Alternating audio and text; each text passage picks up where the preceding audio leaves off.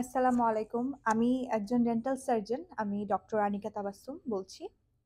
আ HSC পরীক্ষা অথবা উচ্চ মাধ্যমিক পরীক্ষার পর মেডিকেলে ভর্তি হওয়ার স্বপ্ন আসলে কমবেশি সবারই থাকে। যারা সরকারিভাবে মেডিকেলে মেরিট স্কোর অ্যালাউ হননি অথবা সরকারিভাবে পাশ করেছেন কিংবা আম মেরিট স্কোরে যারা অ্যাডমিশনের জন্য কল পেয়েছেন, তাদের ওয়েটিং লিস্টে আছেন। তারা চাইলে এর মধ্যেই ডেন্টালের ফর্মটা ফিল আপ হয়ে গিয়েছে যতটুকু আমি জানি, ডেন্টালের জন্য প্রিপারেশন নিতে পারেন। যারা সেকেন্ড টাইম দিচ্ছেন তারাও এই প্রিপারেশনটা নিতে পারেন। সরকারিভাবে ডেন্টালে ভর্তি হওয়ার জন্য আপনাকে ওভারঅল 9 জিপিএ পয়েন্ট লাগবে।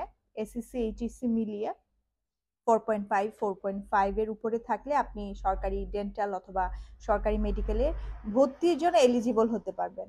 আপনি যদি সরকারি বেসরকারি যেখানেই পড়তে চান না কেন, আপনি যদি এলিজিবল না থাকেন, আপনি যত টাকা দিয়ে মেডিকেলে প্রাইভেটে ভর্তি হন না কেন, আপনি কিন্তু ওইটা ভুয়া অথবা আপনার ওইটাতে কোনো ভ্যালিডেশন থাকবে না।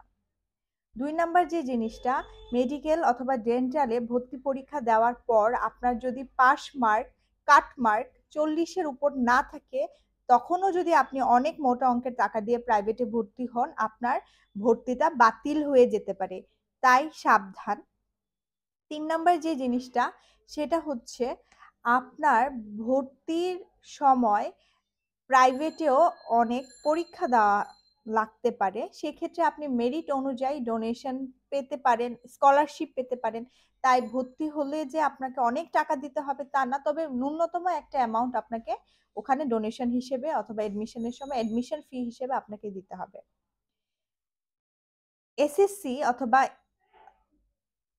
মেট্রিক পাস অথবা সমমানের পরীক্ষা দিয়ে মেডিকেলে ভর্তি হওয়া যায় না। এসএসসি, এইচএসসি পর কিছু ভুয়া আম প্রতিষ্ঠান আছে। ভুয়া প্রতিষ্ঠান বলব না। আসলে মিসগাইডেড প্রতিষ্ঠান আছে যারা আপনাকে মিসগাইড করতে পারে যে আপনারা ডেন্টালে অথবা মেডিকেলে ডিপ্লোমা করতে পারবেন। এই ডিপ্লোমা করে আপনি কিন্তু কখনো ডাক্তার হতে পারবেন না। আপনারা ডাক্তারের অ্যাসিস্ট্যান্ট হিসেবে কাজ করতে পারবেন। তাই প্রাইভেটে ভর্তির আগে একটু যাচাই করে নিবেন কলেজটি সরি আপনার কলেজটি মেডিকেল এবং বিএমডিসি আওতাভুক্ত কিনা।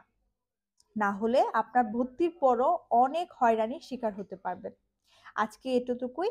যদি আরো কোনো এইসব ব্যাপারে কোয়ারিজ লাগে আমাকে জানাবেন, আমি ডিটেলসে জানাবো ইনশাল্লাহ। আল্লাহ হাফেজ।